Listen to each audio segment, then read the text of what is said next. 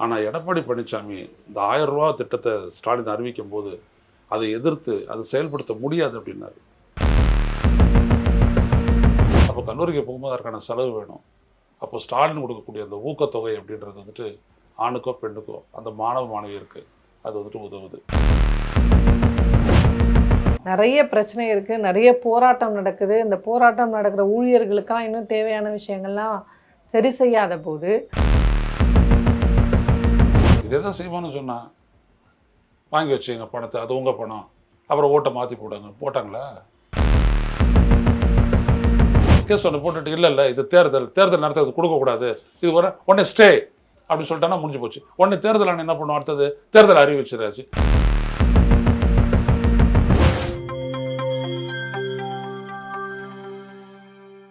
News fix India நேயர்களுக்கு வணக்கம். இன்று நம்மோட சிறப்பு விருந்தினர் மூத்த பத்திரிகையாளர் ஐயநாதன் அவர்கள். வணக்கம் சார். வணக்கம். தமிழ்நாடு அரசு அறிவிச்சிருக்கக்கூடிய இந்த 5000 ரூபாய் ஆமாம், பல நலத்திட்டங்களை அறிவிச்சிருக்காங்க. ஆமாம். இவருக்கு முன்னாடியே திரு எடப்பாடி அவர்கள் 2000 அறிவிச்சிருந்தாரு. மாதம் நாங்கள் 2000 கொடுக்குறோம் அப்படின்னு சொல்லியிருந்தாரு. பெண்களுக்கு இல்லை ஆண்களுக்கும் சேர்ந்து இலவச பஸ் கொடுக்குறோம்னு சொல்லியிருந்தாரு. அதைத் தொடர்ந்து திரு ஸ்டாலின் அவர்களும் இன்னைக்கு அறிவிச்சிருக்கிறாங்க. இந்த அறிவிப்புகள் எல்லாம் தமிழ்நாட்டு மக்கள் எப்படி புரிஞ்சுக்கணும்? இப்போ ஸ்டாலினை பொறுத்த வரைக்கும் ஏற்கனவே ஒரு வாக்குறுதி கொடுத்தாரு. அந்த வாக்குறுதியை ஒரு 28 மாதத்துக்கு பிறகு நிறைவேற்ற தொடர்ந்து நிறைவேற்றிட்டு வராங்க, நிறுத்தலை. இப்போ மராட்டியம் போன்ற மாநிலங்களில் அப்படி ஒரு உத்தரவாதத்தை கொடுத்துட்டு வந்தாங்க ஆட்சியில். ஆனால் குடும்பத்துக்கு 1500 போடுறது அப்படின்றதுல நிறுத்திட்டாங்க, பணம் இல்லை அப்படின்ட்டு. அப்படி தமிழ்நாடு அரசு யாரையும் ஏமாத்தலை. அப்போ ஸ்டாலின் மீதான நம்பகத்தன்மை அப்படின்றது அவர் கொடுக்கக்கூடிய வாக்குறுதி அவருக்கு ஆதரவாக மாறும். ஆனால் எடப்பாடி பழனிசாமி இந்த 1000 ரூபா திட்டத்தை ஸ்டாலின் அறிவிக்கும் போது அதை எதிர்த்து அதை செயல்படுத்த முடியாது அப்படின்னாரு. அந்த அளவுக்கு நிதி வசதி தமிழ்நாடு அரசுக்கிட்ட இல்லை, செய்ய முடியாது, நடக்காது அப்படின்னாரு. அது செயல்படுத்த ஆரம்பித்த உடனே அவருக்கு பேச்சில்லை, ஒன்றும் இல்லை. அதுக்கப்புறம் அது கண்டினியூஸாக நடந்து முடிஞ்சு அடுத்த தேர்தலுக்கும் வரும்போது அவரால் எதுவும் பேச முடியல. உடனே அவரே அதை கையில் எடுத்துக்கிட்டு நான் 2000 கொடுப்பேன் அப்படின்றாரு. அப்புறம் எல்லாருக்கும் பேருந்து வசதி அப்படின்றாரு.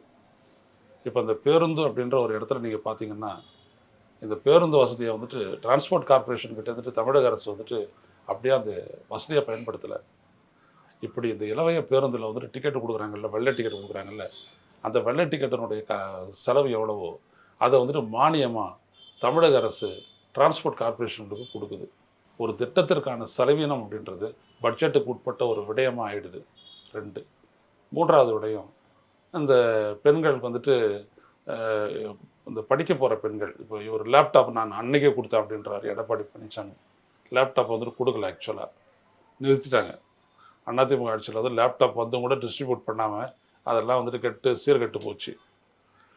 உண்மை என்ன அப்படின்னோம்னா, லேப்டாப் மட்டுமே ஒருத்தருக்கு படிக்கிறதுக்கு போதுமானதல்ல. அவர் கல்லூரிக்கு போகணும். அப்போ கல்லூரிக்கு போகும்போது அதற்கான செலவு வேணும். அப்போ ஸ்டாலின் கொடுக்கக்கூடிய அந்த ஊக்கத்தொகை அப்படின்றது ஆணுக்கோ பெண்ணுக்கோ அந்த மாணவ மாணவியருக்கு அது உதவுது. அப்போது இதே மாதிரி நீங்கள் ஒரு இடத்த நீங்கள் பார்த்தீங்கன்னா ஸ்டாலின் செய்யக்கூடிய செயல்கள் நடைமுறைப்படுத்தப்படும் போது அவர் மீதான அது ஒரு நம்பகத்தன்மை ஏற்படுத்துது, கிரெடிபிலிட்டி.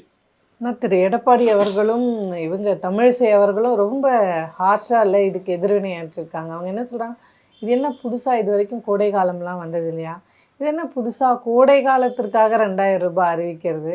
நிறைய பிரச்சனை இருக்குது, நிறைய போராட்டம் நடக்குது. இந்த போராட்டம் நடக்கிற ஊழியர்களுக்கெல்லாம் இன்னும் தேவையான விஷயங்கள்லாம் சரி செய்யாத போது இதுக்கு மட்டும் எப்படி உங்களால் இப்படி ஸ்பெண்ட் பண்ண முடியுதுன்னு கேட்குறாங்க. இல்லை, எந்த அரசு ஊழியர்களுக்கு பேமெண்ட் கொடுக்கல? அரசு ஊழியர்களுடைய அந்த ஓய்வூதிய திட்டத்தை நிறைவேற்றுச்சா இல்லையா? நிறைவேற்றி அதுக்காக திட்டத்துக்கு பணம் ஒதுக்குனாங்களா இல்லையா?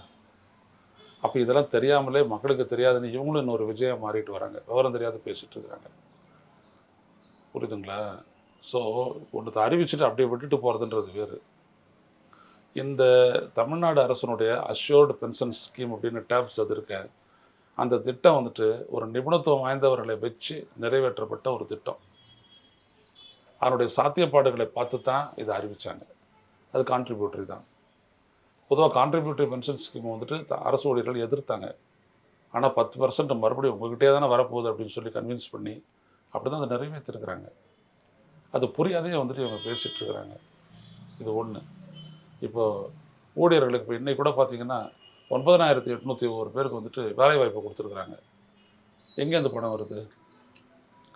இந்த அரசனுடைய செயல் திட்டங்கள் நீங்கள் பல விஷயங்களை நீங்கள் பார்த்தீங்கன்னா இன்வெஸ்ட்மெண்ட் மூலமாக வரக்கூடியதெல்லாம் வேலைவாய்ப்பு அதிகரிக்குது இல்லை? வேலைவாய்ப்பு அதிகரிக்கும் போது அது ஒரு ஜிஎஸ்டி வருவாய்க்கு வழிவகுக்குதா இல்லையா? They will spend money. GST வரும். ஜிஎஸ்டியினுடைய பெரும்பங்கு இந்த வருது. பாதி ஷேர் தான் டெல்லிக்கு போகுது. அதில் வரக்கூடிய ஷேர் தான் கம்மின்னு சொல்லிட்டு தமிழ்நாடு அரசு போராடுது. புரியுதுங்களா? அப்போ நீங்கள் பார்த்தீங்க அப்படின்னோம்னா நீங்கள் வந்துட்டு ஒரு பொருளாதாரத்தில் வளர்ச்சி இருக்கும்போது கட்டாயம் அதனுடைய விளைவாக வருவாய் பெருக்கமும் நிகழும். ஆனால் கலைஞருடைய வந்து ஸ்டாலின் இவருடைய வழிமுறைன்றது வேற. எப்படி நாங்கள் செய்யணும், செய்து காட்டுவோம், அதில் நம்மளுடைய சாமர்த்தியமும் ஆட்சித்திறனை வெளிப்படட்டும் அப்படின்னு நினைக்கிறவங்க. அப்போ இந்த வித்தியாசம் அப்படின்றது ஒரு பெருத்த வேறுபாடை கொடுக்கும் இல்லையா? இப்போ நீட்டு தொடர்பாக அந்த சட்டம் இயற்றியதாகட்டும், அது ஒரு நிபுணர் குழுவினுடைய பரிந்துரையின் அடிப்படையில் உருவாக்கப்பட்ட ஒரு சட்டம். ஸோ இப்படி தான் ஸ்டாலினுடைய அரசு செயல்பட்டுக்கிட்டு இருக்குது. அது வந்துட்டு சும்மா ஒரு நாள் ஈவினிங் பண்ணுற மாதிரி இப்போ இந்த எடப்பாடி பழனிசாமி பாதுகாக்கப்பட்ட வேளாண் மண்டலம்னு திடீர்னு போயிட்டு சேலத்தில் அறிவிச்சிட்டாரு. கடைசியில் அது நடைமுறைப்படுத்தும் போது பார்த்தீங்கன்னா ஏகப்பட்ட சிக்கல்கள். அதை வச்சுக்கிட்டே மறுபடியும் வந்துட்டு கொலை பதிக்க ஆரம்பித்தாங்க. ஓஎன்ஜிசி தடுக்க முடியல. பெரும் பிரச்சனை இன்ன வரைக்கும் நீடிக்குது. அதுக்கு காரணம் என்ன அப்படின்னா நிபுணத்துவம் இல்லாத அறிவிக்கப்பட்ட ஒரு செயல் திட்டம். அப்படி செய்யக்கூடாது. அந்த சட்டம் வந்துட்டு நடைமுறைக்கு ஆகாது. ஸோ ஸ்டாலின் அரசனுடைய செயல்பாட்டுக்கும் ஏற்கனவே இருந்த எடப்பாடி அரசனுடைய செயல்பாட்டுக்கும் பிஜேபியினுடைய செயல்பாட்டுக்கும் பெருத்த வித்தியாசம் இருக்குது. ஏமாத்தணுன்ற ஒரு எண்ணப்பாடு இருக்கா? அது இல்லையே இங்கே. அதுதானே. இல்லாட்டி இந்த மக்கள் மகிழ மாட்டாங்க. 5,000 கொடுத்துட்ட உடனே இந்த மக்கள் மகிழ்றாங்க அப்படின்னோம்னா அதுக்கு காரணம் என்னன்னா இது நம்மளுக்கு பர்மனெண்ட்டு அப்படின்னு அவங்க நினைக்கிறாங்க.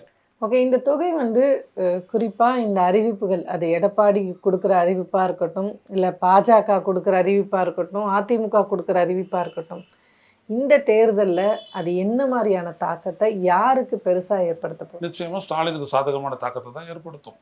ஸ்டாலினுக்கு ஆதரவாலையை தான் வந்துட்டு. ஏன்னா திரு விஜய் அவர்கள் நீங்கள் எல்லாரும் காசு வாங்கிக்கோங்க, ஆனால் அவங்க காதில் போய் விசில் அடிங்க, விசில் தான் ஜெயிக்கும் அப்படின்னு அவர் ஒரு நரேஷனை சொல்கிறாரு இல்லையா? யாருடைய காதலையே போயிட்டு விசில் அடிச்சிங்கன்னா என்ன ஆகும் யோசிச்சு பாருங்களேன். நீங்கள் உட்காந்துட்டு இருக்கிறீங்க, அதை வேலை செய்கிறீங்க, ஒருத்தன் வந்துட்டு உங்கள் காதில் விசில் அடிச்சாரா என்ன பண்ணுவீங்க? அவர் இந்த அரசு மேல இருக்க கோவத்தை மக்கள் கிட்ட அந்த மாதிரி பேசுறாருல்ல சார். இவர் சொன்னா மக்கள் ரியாக்ட் பண்ணுவாங்களா? ஆர் தே ஃபூல்ஸ்? விஜயனுடைய ரசிகர்களோ அப்படின்னு கத்துவாங்க, அது வேற. மக்கள் அப்படி இருப்பாங்களா? அப்படி ஒரு வாய்ப்பு இருக்கா? மக்கள் சிந்திக்க மாட்டார்களா? அவங்களாம் உழைக்கிற மக்களாச்சு, அவங்களுக்கு சிந்தனை இருக்காதா? காசு வந்துட்டு பணத்தை அப்படின்னு ஓசிலியை கொடுக்குறாரு அவரு. அந்த மக்களுடைய பணம், அது சொல்றீங்கல்ல, அந்த மக்களுடைய பணம் தான் அப்படின்ட்டு. அப்புறம் எதுக்கு வந்துட்டு அந்த பணத்தை வாங்கி வச்சுங்க அப்படின்னு சொல்கிறேன். இதே தான் செய்வான்னு சொன்னால் வாங்கி வச்சுங்க பணத்தை, அது உங்கள் பணம், அப்புறம் ஓட்டை மாற்றி போட்டாங்களா? நடந்துச்சா? ஏன்னா மக்களினுடைய வறுமை மக்களுக்கு தான் தெரியும். உட்காந்து கல்லா போடுறவங்களுக்கு தெரியவே தெரியாது. அதான் புரிஞ்சுக்கணும். நான் இங்கே உட்காந்துக்கிட்டு ஒரு மாதத்துக்கு 1 லட்ச ரூபா நான் சம்பாதிக்கலாம், அது வேற கதை. ஆனால் 1000 ரூபாய்க்கு இருக்கக்கூடிய மதிப்பு இந்த ரியல் சென்ஸ் எனக்கு தெரியவே தெரியாது. எனக்கு அந்த 1000 ரூபான்றது ஒரு சாதாரண விடயம்.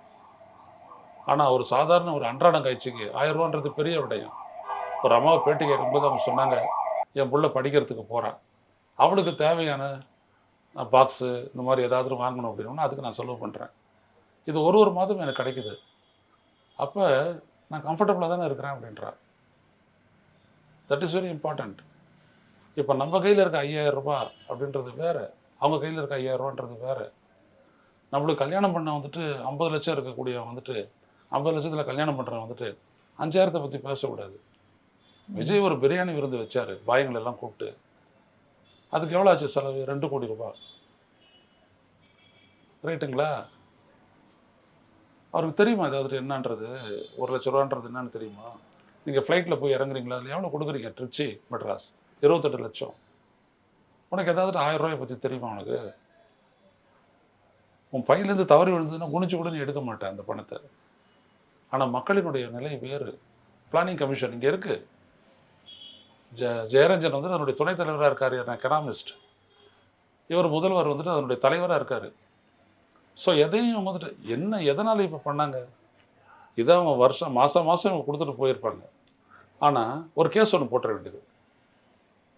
கேஸ் ஒன்று போட்டுட்டு இல்லை இது தேர்தல் நடத்துறது கொடுக்கக்கூடாது, இது உடனே ஸ்டே அப்படின்னு சொல்லிட்டானா முடிஞ்சு போச்சு. உடனே தேர்தல் ஆணையம் என்ன பண்ணுவோம், அடுத்தது தேர்தல் அறிவிச்சிடாச்சு, அதுக்கப்புறம் என்னாச்சு, கேஸ் அவன் விசாரிக்க மாட்டான். இவ்வளோதான். இதுதான் பாஜகனுடைய வேலையே. இது எல்லாம் ஒரு ஒரு ஒரு மாதம் 10 நாள் இது பேசப்பட்டுக்கிட்டு தான் இருந்த விடயம். அது 6 மணிக்கு எல்லாருடைய வங்கி கணக்குலையும் 6:30 போக ஆரம்பிச்சிச்சு. அதிர்ந்து போயிட்டு முடிச்சுட்டு நிற்கிறாங்க. இவ்வளோதான். இப்போ இன்னைக்கு போயாச்சு பணம். இதுக்கு மேலே நீங்கள் ஒன்றும் பண்ண முடியாது. ஸ்டாலின் ஆட்சி வர்றது தடுக்க முடியாது, அந்த பணத்தையும் தடுக்க முடியாது. இன்றைக்கி போயிட்டு என்ன பண்ணிட்டாங்க, அவங்க பாருங்கள் மக்கள் எவ்வளோ உஷாருன்ட்டு வங்கி கணக்கில் வச்சா ஏதாவது ஒன்று மோடி ஏதாவது சொல்லி திருடிடுவான். ஒன்று என்ன நான் சொல்கிறேன், இதை அவங்க போய்ட்டு பணத்தை எடுத்துடுறாங்க. எடுத்தது பார், வி ஆர் ஹாப்பி அப்படின்றாங்க. முடிச்சு போச்சுங்களா? நீங்கள் ஒரு மக்களினுடைய எண்ணங்களையும் அவங்களுக்கு ஏற்படக்கூடிய ஒரு ஆட்சியை பற்றிய ரிஃப்ளெக்ஷனையும் நீங்கள் பார்க்கணும், மதிக்கணும். நான் அது கொஞ்சம் மதிக்கணும்.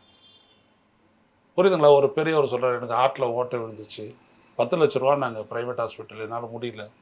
ஸோ முதலமைச்சரனுடைய தீவிர சிகிச்சை, உயர் சிகிச்சை அந்த வசதியில் இப்போ நானே என்னோடய கால் ஆப்ரேஷன் பண்ணது வந்துட்டு தமிழ்நாடு முதலமைச்சருடைய அந்த சிறப்பு சிகிச்சை மூலமாக தான் அது பண்ணது. 2 லட்சம் ரூபாய்.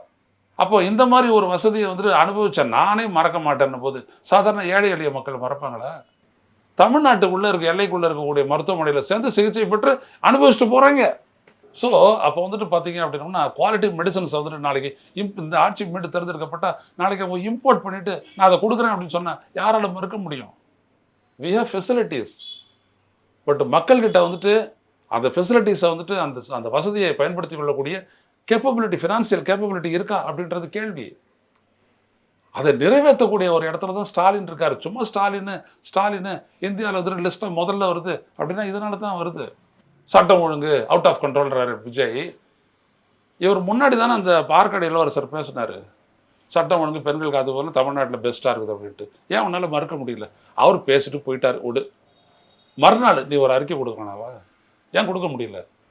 எல்லாம் பம்மாத்து. அதான் சொல்ல வரேன், விஜய் பண்ணுறது ஒரு எஜெண்டா பாலிட்டிக்ஸ். டிஎம்கேவை மக்கள் மத்தியில் நம்பிக்கை இழப்பை ஏற்படுத்தணும், டிஸ்கிரெடிட்டிங் டிஎம்கே. இவ்வளோதான். இதை தாண்டி விஜய்க்கு வேறு எந்த இதுவுமே கிடையாது, அரசியல் நோக்கமே கிடையாது. இன்னைக்கு பாருங்க, இவ்வளோ நேரம் பேசுகிறாரு, பாஜகவை பற்றி ஒரு வார்த்தை பேசலை. அது என்ன சார் டெலிஷன்? நான் இவங்களெல்லாம் டெலீட் பண்ணிட்டேன்றாரு. யாரை அவர் டெலீட் பண்ணாரு? இல்லை என்ன அது டெலீட்? இல்லை அது அவங்க விடுங்க. அதெல்லாம் வந்துட்டு நிறைய விளக்கம் கேட்ட மாட்டோம்னா நம்மளுக்கு புரியவே புரியாது. அவங்க ஆட்கள் வந்துட்டு டெலிஷன்னா அர்த்தம் என்னன்றது இன்னைக்கு சாயந்தரம் வரக்கூடிய விவாதத்தில் சொல்லுவாங்க. இந்த ஆட்சி நிர்வாகத்தை பற்றிய ஒரு லேசான புரிதலாவது விஜய் காட்டியிருக்கிறாருன்னு எங்கேயாவது சொல்லுங்க பார்ப்போம். That is what is very very important. இப்போ பாரதி ஒரு பத்திரிகையாளராக போயிட்டு உட்காந்தாங்கன்னா அவங்க கேட்குற கேள்விக்கு ஒரு 10 நிமிஷம் விஜயால பேச முடியுமா? பேச தெரியுமா? ஏதாவது அப்படியே வாயை பொத்திட்டு போகிறேன். அப்புறம் ஏன் உயரத்தில் நின்று பேசுகிற? அப்போ அதுதான் சொல்ல வரேன். இப்போ ஸ்டாலின் அது ஒரு நிர்வாகத்திறன். ஸ்டாலின் இந்த மக்களினுடைய மீது அக்கறையுடைய ஒரு அரசு, இந்த மாநிலத்தை முன்னேற்ற வேண்டும் என்கின்ற முனைப்புடைய ஒரு அரசு. நீங்கள் யார்? எதிர்கட்சிகள் எதை வேணாலும் பேசலாம், அது வேறு. ஏன்னா அவங்க ஆட்சியில் இருந்திருக்காங்க, நல்லது கெட்டது சொல்கிறதுக்கு அவங்களுக்கு உரிமை உண்டு, எடப்பாடிக்கு உரிமை உண்டு. ஆனால் தமிழிசைக்கோ விஜய்க்கோ இதெல்லாம் எதுவுமே கிடையாது. அவங்களாம் பேசாது இருக்கலாம், வீணாக பேசிகிட்டு இருக்க முடியாது. ஏன்னா மக்கள் சொல்லுவாங்க பதில். இப்போ எவ்வளோ பதிலும் நான் மக்கள்கிட்ட இருந்து பெற்ற பதில் தான். அதெல்லாம் தான் ரொம்ப முக்கியம். நன்றி சார். நன்றி.